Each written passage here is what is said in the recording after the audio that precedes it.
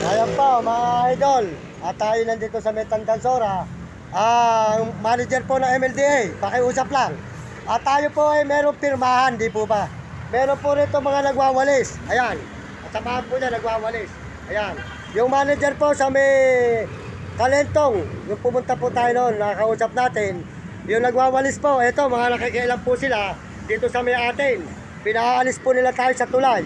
Bakit po ba nila kami paalisin? Kaya kami naghihingi para makakain. Ayan po, trabahuin nyo ang inyong trabaho.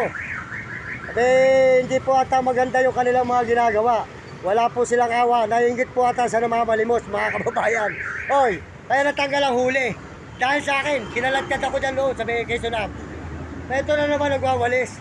Binayaran ako ng amo nila, ng MLDA noon, na magmamakaawa pa. Tsaka attorney. Nireklamo kay Turpo. O ayan, tsaka sa City Hall, mga attorney pa. Ayan po mga kababayan, makikita po nyo, i-edit natin ang mga MLDA na mga palasubas po nito ng mga nagwawalis.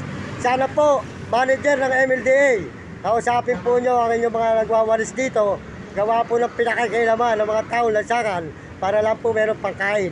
Hindi na po tama ang ginagawa nila. Ginawa na po nyo, tinanggal na ang huli.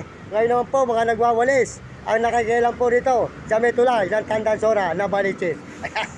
Mayayari sa akin na pare. Sabi ko sa iyo, tinan mo, ako ay nasa